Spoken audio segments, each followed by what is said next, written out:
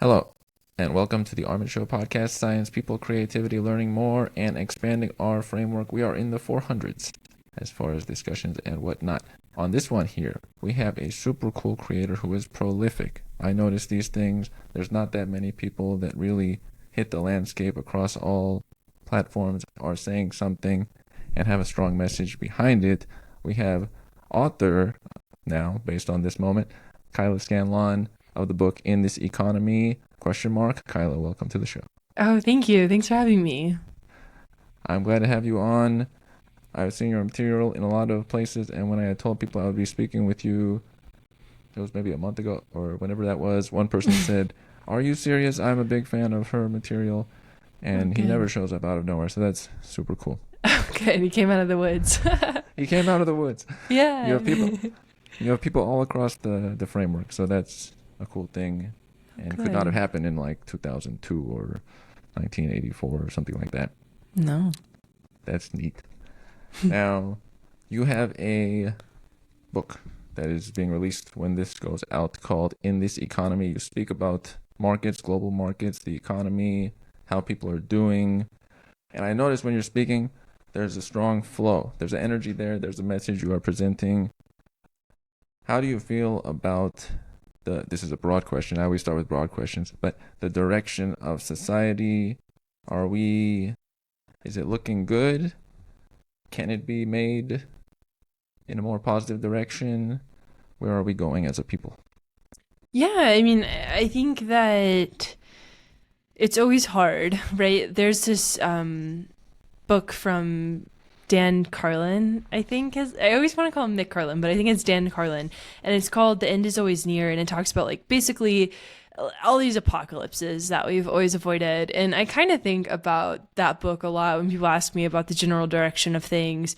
There are clear issues, right? Like bipartisanship, polarization, algorithmic incentives, whatever the heck AI is going to do. And so I think that the general direction is up. Like, I think humanity trends upwards as a species. I think most of the time we are doing the right things as a collective, or at least, trending in that way. I think that there's a lot of stuff going wrong, and I think that's the hard part, is like there is so much nuance to a question like that, as I'm sure it's just like yeah, some things are good, but some things are also bad. Like, we have structural affordability problems, we do have a climate crisis, we do have this world where, I'm not sure if you saw the OpenAI announcement on May 13th, but it what's going to happen with that? And so I think that there's so much cool stuff happening all of the time, but it'd be reductive to also not talk about the bad things that impact us every day. Mm-hmm. Now, this category specifically, I always like to check, what is it about it that speaks to you more than the other various categories that are able to be spoken about? I used to have a personal development site many years ago, so I would write about that category. This is more in the finance category. Why specifically that? Why look at monetary transfer? What does it say about people?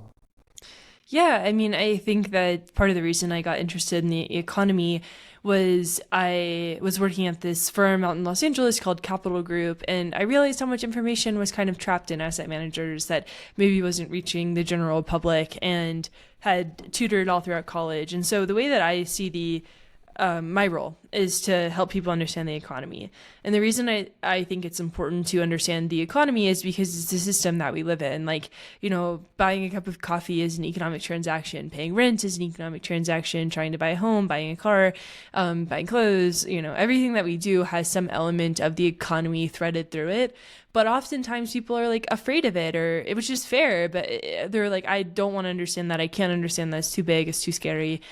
So my goal, and like why I chose to study the economy and talk about it on various platforms, is because I think it's very important that people understand what the economy is and what it's doing and why it's doing what it's doing. And that's what I try to get across in my work. If we broke the society down into the young crew, the middle age crew, and then the older crew, is there any differentiation between who can do the most right now to impact change? Is it out of the hands of any of the groups? How would you look at that? Yeah, I mean, I think everybody can impact change. I think the problem that most countries have, it's actually called the Portugal effect, I think. It's like just the older generations they're old. And so when your constituents are old and when your policymakers are old, you get policy that is designed to appease to older people. And so I think like every generation can impact change equally, but we're seeing this sort of demographic barrier that's in place where a lot of the policymakers, specifically in the United States, are ancient. Like they're old. And that makes sense because there's an element of wisdom and mastery that comes with age. And it's important to have that incorporated. But there's also a value in fresh voices and training up the fresh voices to run the country once these people, step down from their positions of power. And so I think every generation, to reiterate, has the ability to impact change. But the younger people, I think, are facing kind of this like ceiling just because of the way that policy is being impacted. It's old people central, which is, understandable from the perspective of the constituents. But I don't know if it's very good. True on that. It gets stuck. There's a bit of friction when you have those that have been entrenched in something. They do not make as much decision making rapidly, or they do it for their own gain, and it's stuck. But then with those who have a fresh energy, there's a flow, there's more momentum, and things can be altered in some way. Yeah. And it's tough. You mentioned AI. Actually, I should go back to that before I continue to Banks. But are you energized by the ability for us to, in a way, flatten our reserve of knowledge through AI and get a little bit of productivity in the process? Or do you look at it positively, or do you look at it in a limiting form such that it will take away from the general people and their humanity? When you say flatten the reserve of knowledge, do you just make it that it's more accessible to have elements of knowledge? Yes, and it doesn't come up with creativity as we do, but yet I don't want to say yet, but it definitely takes all that is there and then brings it to us in a somewhat flattened form, it seems like, compared to us for now. Yeah, I mean, I think that the big question is AI going to be a complement or a replacement? And I would love if AI is more of a complement to humans, like something that we can use to generate ideas for essays or do fact checking or, just sort of serve as this all-purpose tool that enables us to do better, more creative, more impactful work. I think what I worry about is that it will just replace certain jobs and maybe not do as good of a job as a person would do in that role. And so I think that's kind of the hard part. The thing I always think about with AI is that nails, like hammer and nails, so like a nail that you're, hammering into your wall, nails used to be 0.5% of GDP. So like half a percent of GDP in the 1800s, which is large, was coming from nails. And obviously nails are a minuscule amount of GDP now. But it just shows at one point that tool was extraordinarily important. People were probably freaking out. They were freaking out about the Industrial Revolution and machines and, it's going to take our jobs. But we always figure it out and we always make our way through. I think the thing is with AI is it's not just purely a machine. It's not just a workforce complement. It can be a life complement. So you're seeing the rise of things like AI boyfriends and girlfriends. And I think if people find solace in that, that's great. But I do worry about the impact that has on things just mechanically, the fertility rate, for example, and what that, are we following the path of the movie Her, or WALL-E even? I think that art gives a lot of indicators of what could happen, and I think it'd be unfortunate if we do follow those paths. You bring up a lot of great points there. Art does represent a lot. Sometimes I see there's the cycle of imagination from a few people, then science that analyzes it, makes something. Then at some point it's implemented on the back end. Before it comes out to people, it's put out in, let's say, movies and or music and stuff to showcase it to people. Mm-hmm. And then there's layers of making it more accessible across the way. And then that was one part that you said. And then the other part that made me think of when we were giving the nail example right there is that I was doing a hammering with my hand visually. Your book is packed with visualizations, and that is a positive way to express things. I've always liked when there are pictures mixed in with the words, and then they look drawn. There's cute little stick figures. One, there's two, and they're can't you just match for once? These two Yeah. people wanting to match. Yeah. Yeah, no, thanks for the shout to the book. Yeah, there's like 60 illustrations in the book. I'm trying to see if I have my drawings near me. I'm a very visual learner. That's not a good example, but so I draw out everything.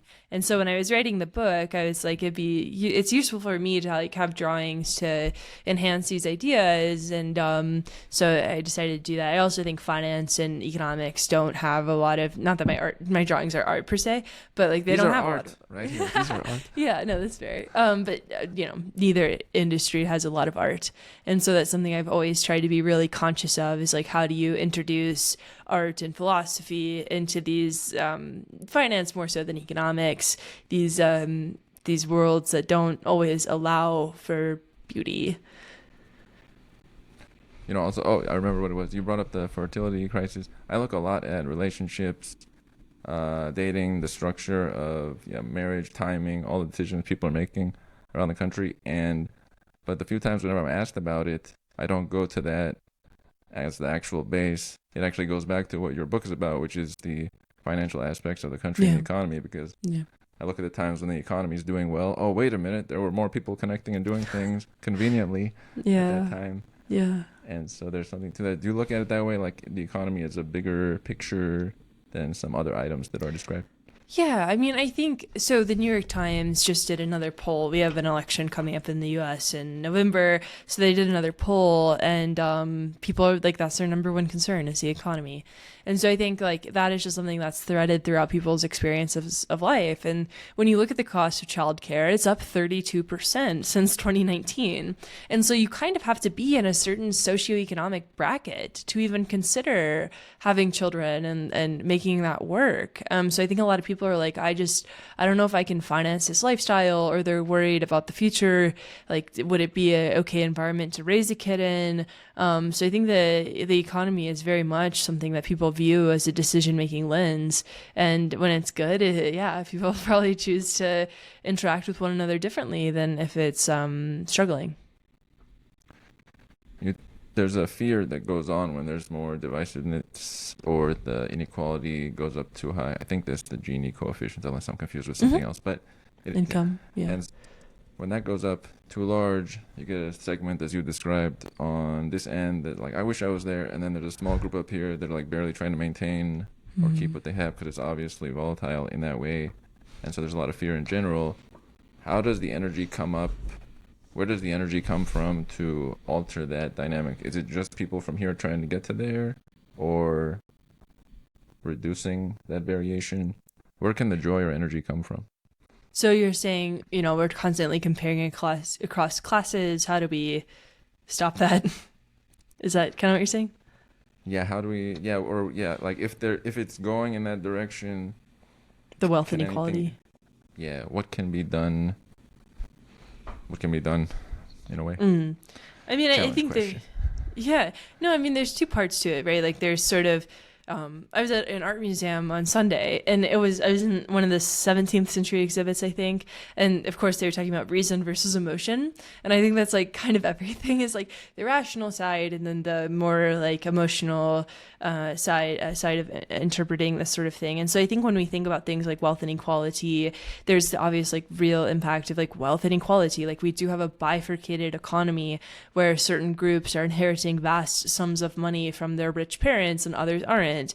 There's certain groups that got a 2 to 3% mortgage and have this like golden handcuff on a house, and some don't. So you have this economy that's totally split in two, and that's like hard to surpass. But then you also have things like, not to belabor the point of what people talk about all the time, but social media.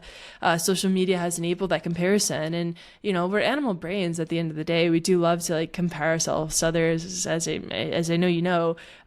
So I think it's tough. Like the grass is always greener, and now people can paint this like really beautiful life on Instagram, where it's definitely not a sense of reality.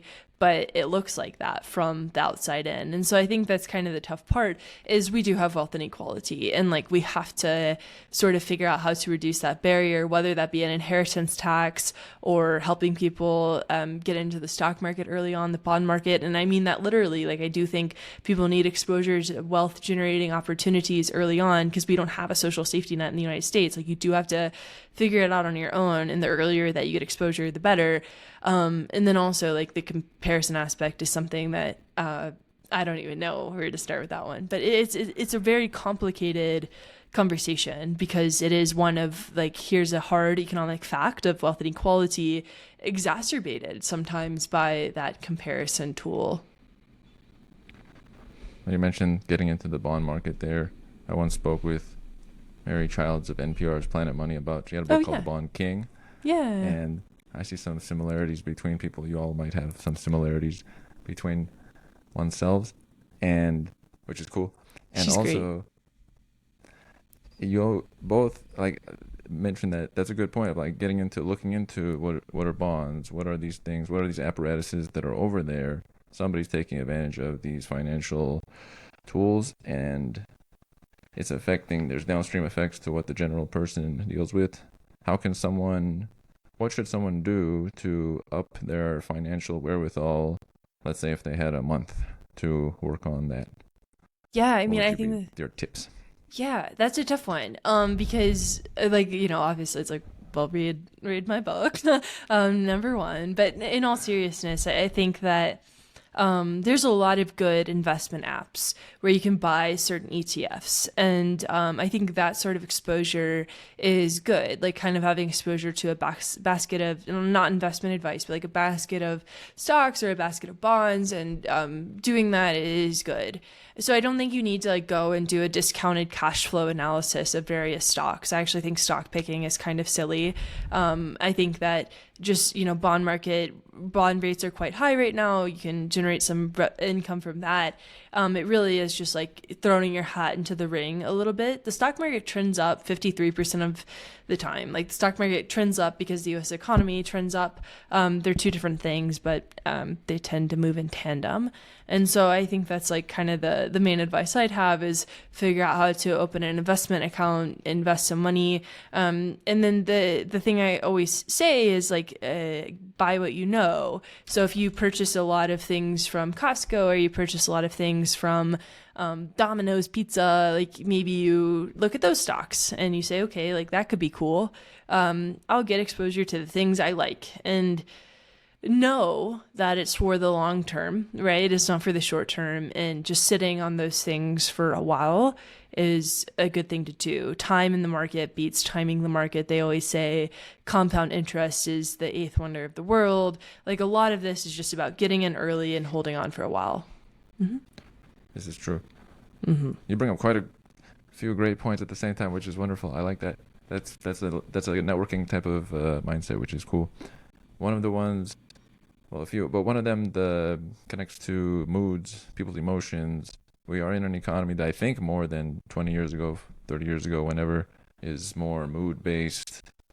Feeling is affecting more of what's purchased day to day, or what's purchased as far as like stock plans. There's a lot more of a social element to things than I believe there was prior. Can you give some examples of the vibe economy as it's described that we have today? Yeah, I mean, I think GameStop is one example of not necessarily the economy, but, you know, the stock market just responding solely to vibes. Roaring Kitty, who is, you know, a leader in the GameStop community, tweeted out a meme, and GameStop went up like $4 billion in one day. And that is not because GameStop is a good company. That is because of investor sentiment. So I think that's one part of it. And I think too, like the main thing with the vibe economy and sort of this idea of sentiment driving the economy is why there's a disconnect between economic data and consumer sentiment. So if you look at any economic economic data point like GDP or inflation or the labor market, like inflation is improving, the labor market is relatively strong, GDP has been okay, but yet people feel like tremendously bad. And so I think that's kind of like the idea of the vibe economy, is that consumer sentiment is important. It's important to figure out why people feel bad, and that's something I spend a lot of time on, is not writing off the emotions of people, because like there's something deeper than the data going on there, that tells us a lot about where the data could actually end up. So yeah, that's kind of how I think about the vibe economy, is that how people feel matters. Yeah. Very true on that. The other item that you pointed out was doing what you like. I've always spoken about that it's very important to take the things that speak to you and then branch off of them and then branch out to the next thing from that, because it'll all make sense to you, versus if you branch out from something that's not you, if it builds up or it doesn't work out, whatever happens, it'll be way more disappointing across the way, because it's not really connected to, you like to do word search puzzles, so you talk about word search puzzles, or you, whatever that is, at least it's connected to something that makes more sense to who you are. How can people build the ability to, I guess, I don't know if it's courage, but do more in life connected to who they actually are? I think it's a tough one. Scott Galloway has a new book out, and one thing that he talks about is sort of this difference between passion and talent. So finding what you're talented at and working in that, and then keeping your passions as passions, I think it is one way to pursue that, because if you monetize your passions, sometimes they stop being passions. And I think that's kind of what a lot of people come to the conclusion to, is that, you know, it's not necessarily about doing what I love as a job. It's having a job so I can do what I love. And so I think that's kind of the thing, is like, you know, jobs are meant to provide a certain element of security. Like you get healthcare here in the US, you get income, it helps. And so I would say that's kind of one way to think about it. And then the other thing is figuring out what you care about and then going at it no matter what. And that's kind of what I did. I really cared about economics education. So I'm an example of somebody who's so lucky and is able to work in what my passion is, and hopefully what I'm talented at, which is, you know, talking about the economy. And so I would say, it's taking risks on yourself. Like when I first started, I had no idea if any of it would work out. Like I was terrified. I was so scared. But it did. And that's because people took chances on me, and I'm so lucky, like I said.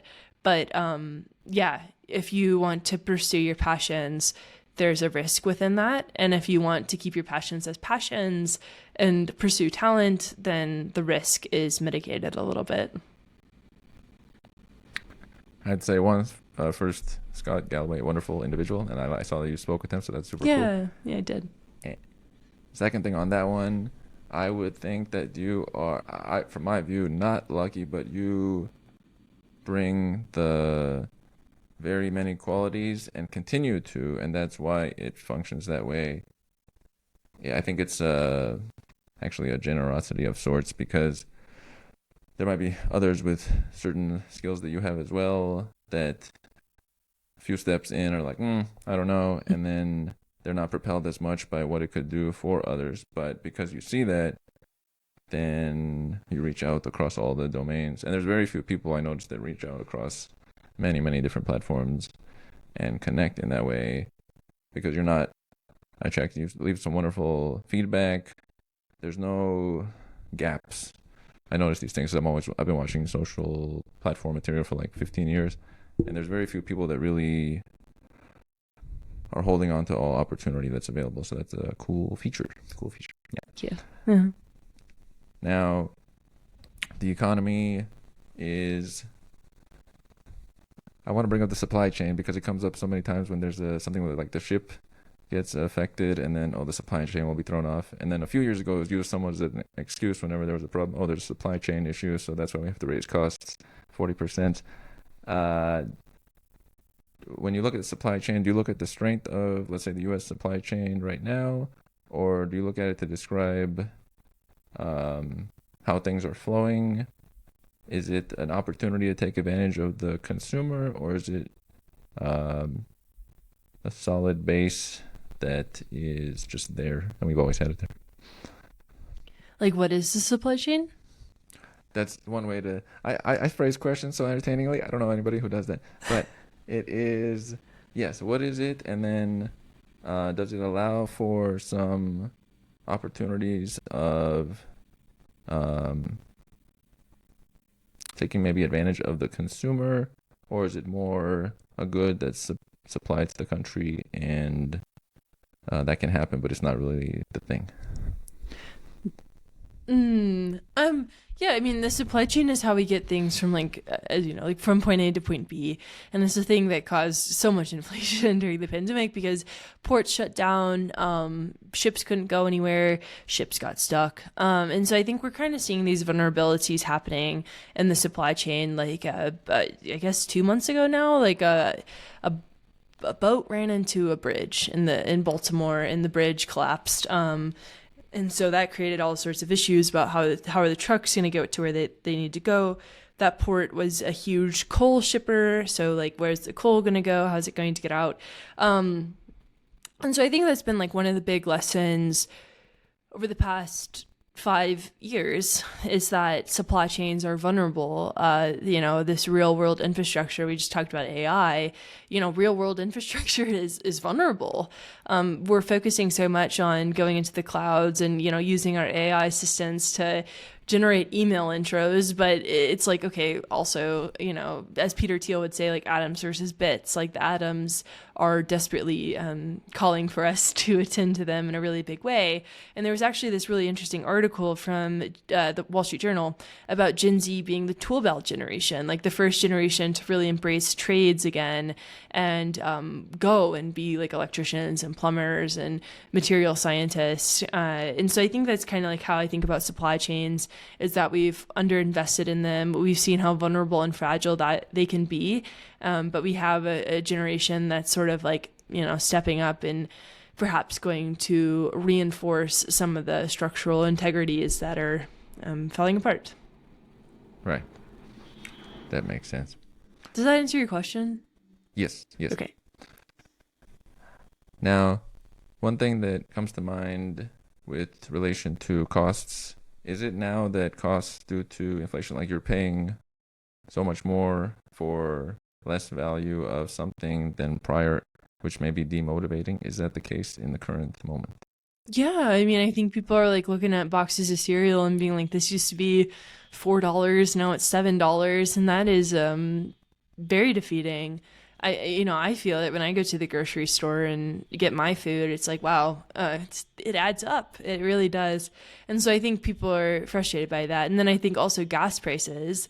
There's a gas station on every corner in the United States, and it's kind of this flashing neon sign that reminds you how expensive it is to be alive. Every time you turn around, you're oh gosh, there's another $4 gone, just to fill up my car that I need because we have car dependent infrastructure.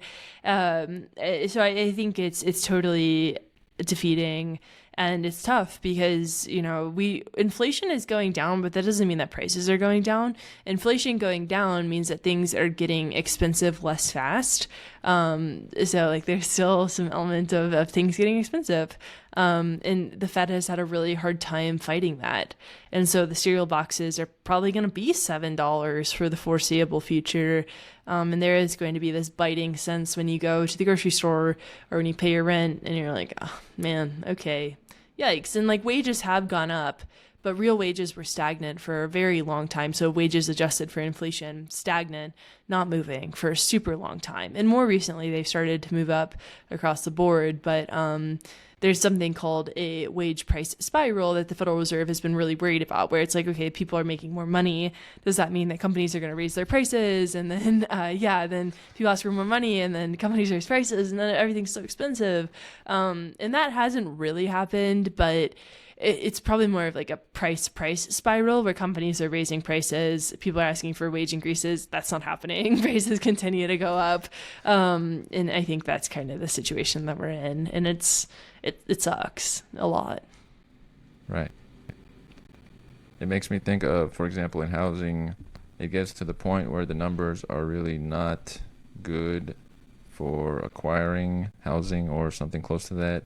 in a normal way. And so I believe there's a segment of the population that said, okay, this is out of my range. So now my thing is I would like to showcase this other part of my existence because this part I've left it out, like a somewhat of like a that's out. Is there some dynamic of that where it's like, oh, I skipped this and now I'll just go downgrade to this? Yeah. Connor Sen, who's a columnist at Bloomberg Opinion, has a theory that because people can't buy a home, they're much more interested in sports gambling and in crypto. And I think we have seen trends like that where there's an element of financial nihilism where you're like, I'm just giving up. And it's like, I'm like, okay, we get it, yikes. It is tough out there.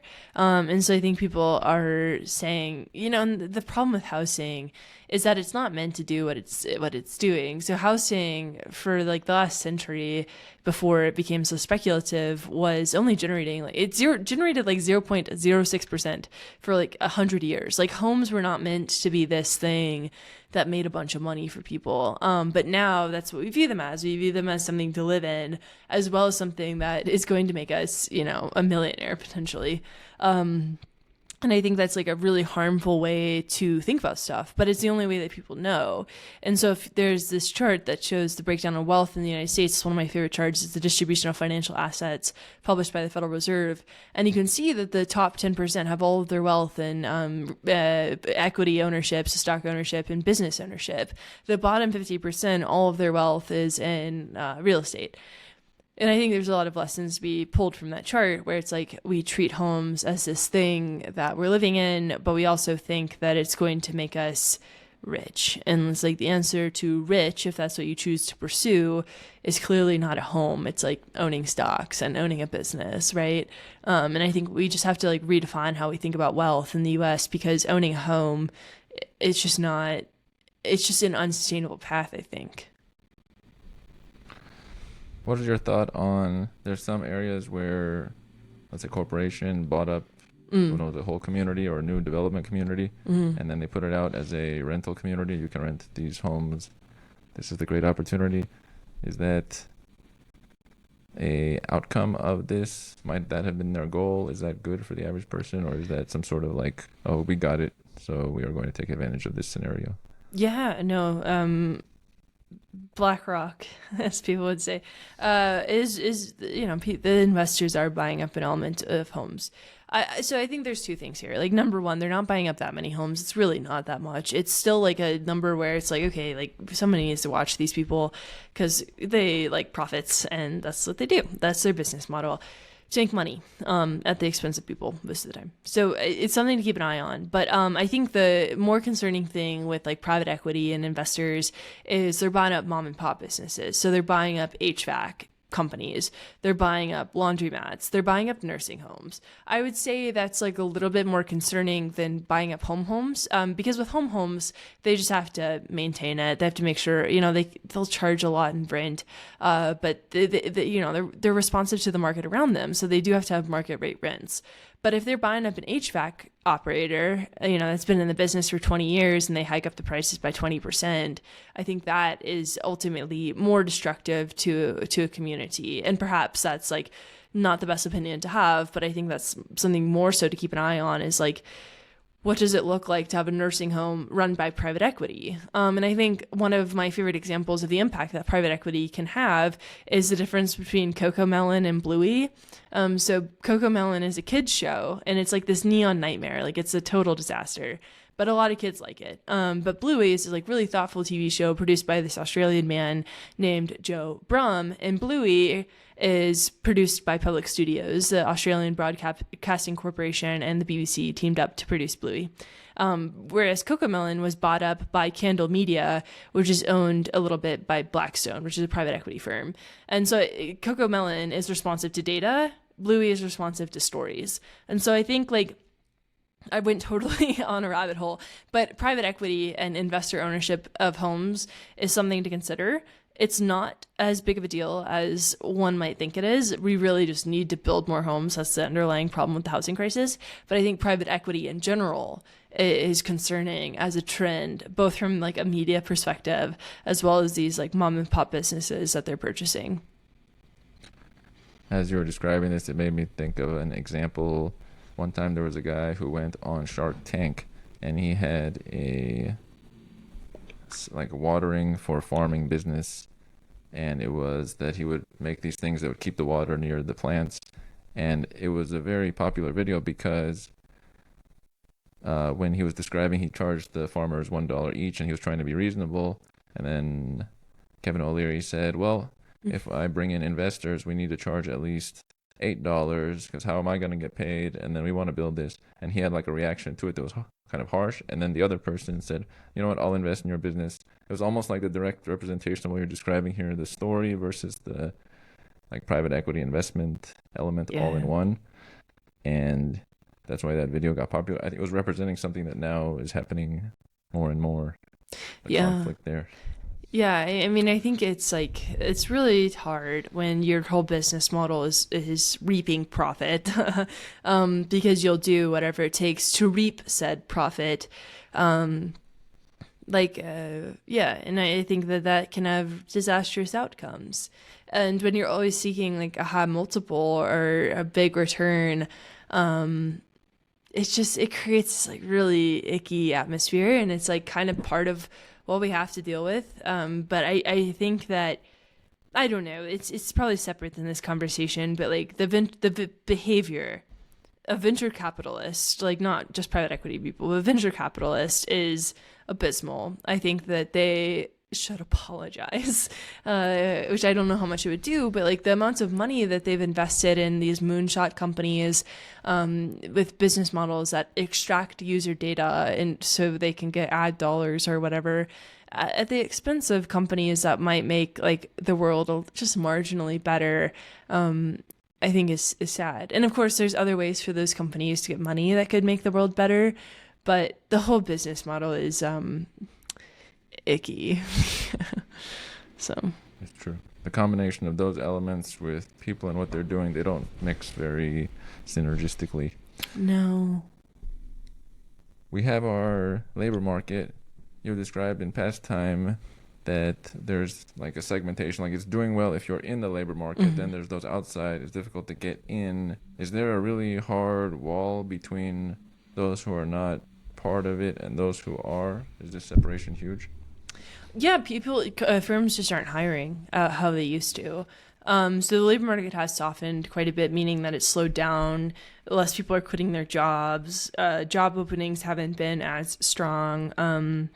And most of the job openings have been in healthcare and hospitality. And we are seeing rolling recessions in tech and finance, which have been like the stalwarts of the past couple of years, as these two industries are now struggling. And so the labor market is not so conducive to those seeking a job. But if you have a job, you're mostly okay. We are seeing layoffs though. And so I think it's a labor market that is telling us that things are slowing down, that certain sectors are being favored over others, which makes sense, that economies are cyclical. But there's a lot of stories to be told, because once the labor market slows down, the Federal Reserve is going to have to really respond to that. We haven't really seen a meaningful uptick in unemployment yet. So unemployment's gone up by 0.1% in the most recent print. So not huge. Obviously, it's very sad if anyone's losing their job. But we are seeing a labor market begin to tell a story of a softening economy. The concept of the title "In This Economy" with a question mark, is that, are you saying that to the, what prompts that as the title? Oh, it's like a meme. So on Twitter, like people will, say something and they'll be like, "In this economy." And so when I titled the book, I just thought that would be funny. And like it is sort of meta too, because it's like, buying a book about the economy and this economy. Yeah. So I don't know. It's more of a play on words than anything, but there is some truth to it where it's like, in this economy, there's a lot to consider, and there's a lot happening, and there's a book about it. Right. Specifically looking at the younger individuals, because I always think about them first. I've always generally thought about, let's say like 10 to 25-ish, maybe 15 to 25, somewhere in there.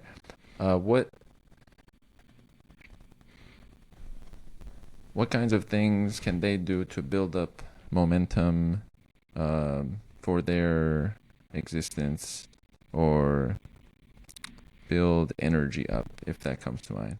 Build energy up for themselves. Yeah, so I'm 26, so I'm like right outside of your age range. So I'll talk about what I did. But I think the biggest thing is just, what I did to build up momentum and energy was read about things that I cared about and then find other people who cared about them. Also, for me, like that was mostly internet people, just because I was living in Kentucky at the time. So not like a ton of people to talk to about the things I was interested in. But it really is about like surrounding yourself with community. I don't want to get like too much on a pedestal because I don't have anything figured out at all ever. But I think it is like the answer to most of our problems is the book Bowling Alone, I think does a good job talking about how important it is to reinvest in those around you and to feel attached to those around you as well. So building community, however you can find it, is I think usually the best way to generate energy and hope. Have there been any people who have been pivotal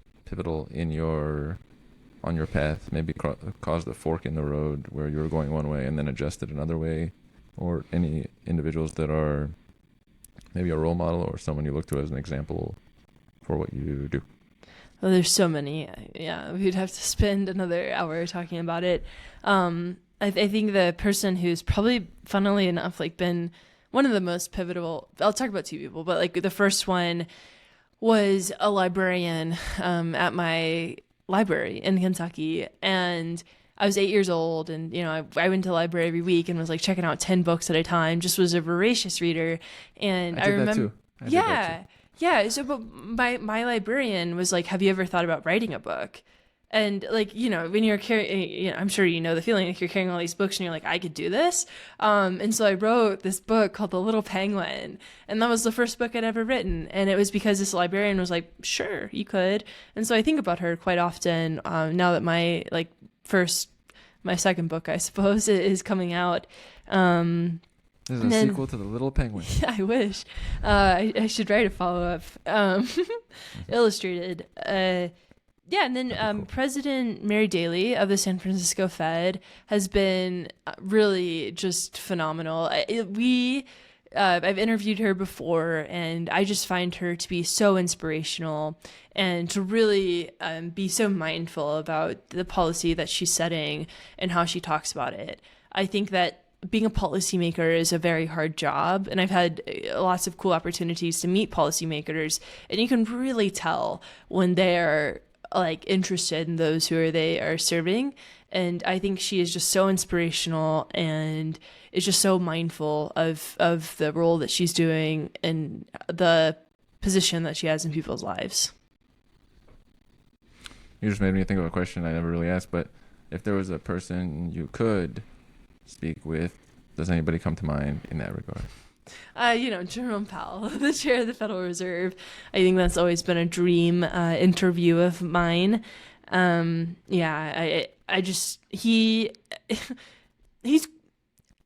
I think I had this idea for a TV show, and unfortunately it hasn't come to fruition yet. But it's kind of like, how do we think about policymakers as people? Because I think oftentimes we think of them sort of similar to your flattening of the knowledge that AI is doing, like the flattening of the person. They're just sort of like these people that set policy. And perhaps that's good. Perhaps it's good we don't know like what makes them hopeful, or like we don't know who changed their life. But I think there's so much value in like getting a sense of them as a person. And so Jerome Powell is like a fan of the Grateful Dead, and he's a fan of bike riding. And I just think it'd be cool to like have an interview where it's like, what shapes a policymaker, especially one on this like massive scale where you're setting the monetary policy for the United States. Like, whoa. And that's basically setting the monetary policy for the entire world. So I think that would be a dream interview, is like getting to know Jerome Powell. That is super cool and specific. What are some qualities? I like specificity. I think specificity is a sign of internal boldness or courageousness, because you're saying this versus, it depends, or sort of partial, and you're not really committed. Right. Yeah. Are there any qualities of people you think would help in them being able to move our society in a more upward direction? Are there any qualities you resonate with in people, personality traits or whatnot? Well, I actually think it's kind of what you just said. It's like the ability to decide. So Noelle McAfee, who I think is a professor of philosophy at Emory, she had this piece on public opinion formation versus public will formation. Like, you can have opinions all day long, but like you really have to sort of, at the end of the day, decide like what you want to do. That's sort of the meat of the matter, is like taking action on said opinion. And so I think that's the thing, is like we have so many opinions on everything. It's so cheap to have an opinion, but it's very expensive to take action.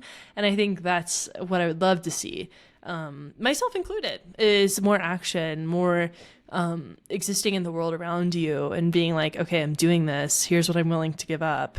And like, let's go, you know?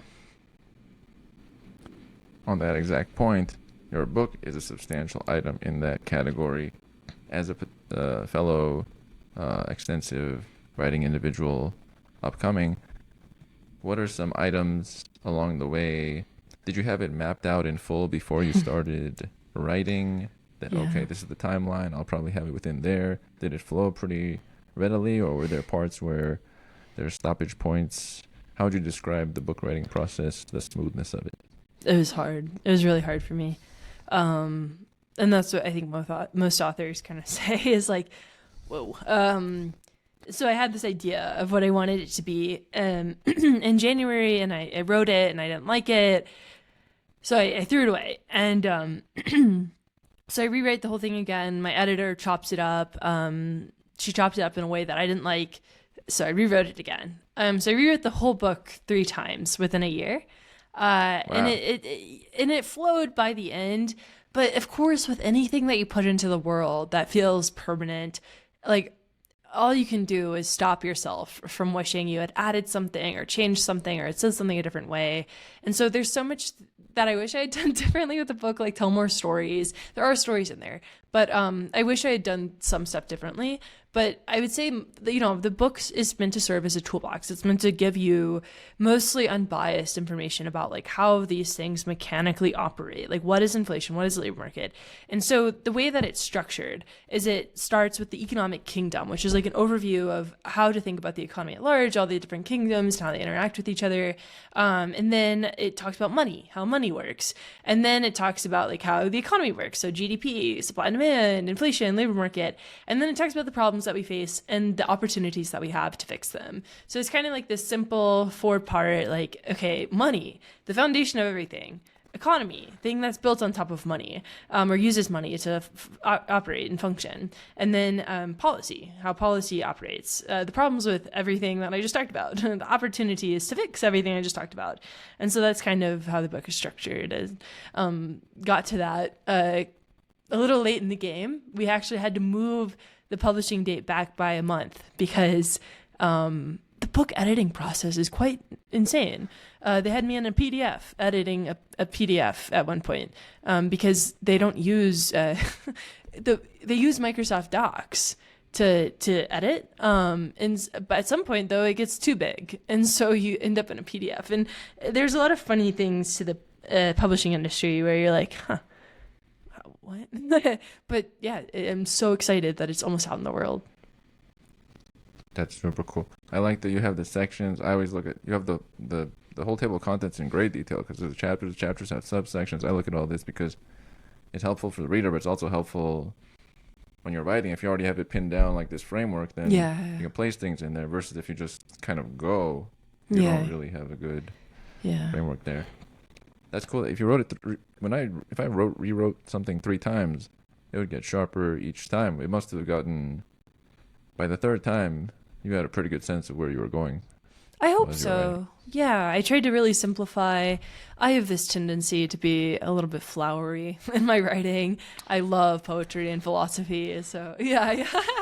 I tried to mimic your jacket. But no, literally, like can be a little bit much. And so a lot of it was about simplification, reducing the flowery language, and hopefully, you know, if I have the opportunity to write a second book, I'll go full flower power. But yeah. That is pretty cool. Did you write it all? Did you dictate any of it? Is there any methods that helped you along to that were more efficient that you found? I have this whiteboard behind me, and I found a lot of value in writing stuff out and mapping it out on there. I didn't dictate any of it. I kind of started from the illustrations and sort of worked backwards. I also have a newsletter that I've been writing for 4 years now, and I was able to pull like some aspects of my writing from that and like repurpose and reutilize, and so that was helpful. But yeah, it was kind of just like I remember the last time that I rewrote it. It was a lot. Like I was just sitting here and typing because that was what I had to do. And yeah, there wasn't really any dictation beyond me being like, oh. So, but it was very cool. Like such a wonderful experience, and it's very amazing to have such an incredible opportunity. And I really hope the book reaches people who need it. I like very much the whiteboard idea is wonderful because then your ideas are out there, and I should get a whiteboard. And then also, I like mine. I like that you have a backlog across your newsletter, your various content. This is very important. I've spoken about the value of having a backlog because then you pull from it, you know, people you connect to, the person you connect to, like this is wonderful. And so when you're in that space, I can recognize it from the outside. This is very valuable. And so I give it a big thumbs up from all the network linkage that exists. It's very nice to be in there, and then the friction is way down.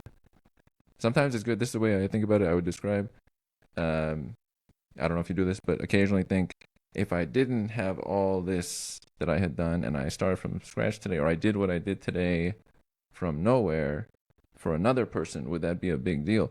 It might be a huge like day. I did that, then I did that. And so then it like brings you back to where you currently are doing a lot. So that's maybe a perspective element that I bring up there. Yeah. I always like to ask this question in closing. If you had one message for people to take away from your book, what is something or a couple things that you would want them to take away or understand or have a sense of after reading the book? Yeah, I mean, I think the biggest thing is like, you don't have to know everything about the economy, but like you should know a little bit, just because we live in the economy. You know, buying a cup of coffee, economy. Buying clothes, economy. Job, economy. Renting, economy. And I think that the more that people understand like interest rates and money, you know, number one, the less fear that's in the world, because those things are like really big and really scary and really confusing. And then number two, I believe that people can make better decisions when they understand what's happening around them and why. So I think like kind of a foundational knowledge of the economy could do a lot of work in addressing like this trust post-truth world that we have. And also just help people feel more secure in the world around them. And so that's kind of the big takeaway is like, you don't have to understand it, but like at least a little maybe. And I think the book could help with that. This is wonderful. Kyla, I would like to thank you for having joined on this discussion. Your book, In This Economy, comes out May 28th, which is when this episode will come out. You have a newsletter. You have content across many platforms. Frankly, in this one, I'm going to link to all of them. Oh, thank you. That'll be good because I want to showcase the multiple points of expression, which is kind of what I'm writing about at the same time. Cool. You're a great example of someone who does all that at once. And they help each other too, because if you have a newsletter, you can mention it on the this can, it's a really cool thing. And sometimes one person can bring the value that maybe 1,000 or 10,000 or 100,000 people are glad to see from their end. So that's a big impactor. Thank you for joining on this discussion. Yeah, thank you so much for having me. Glad to. And we are out.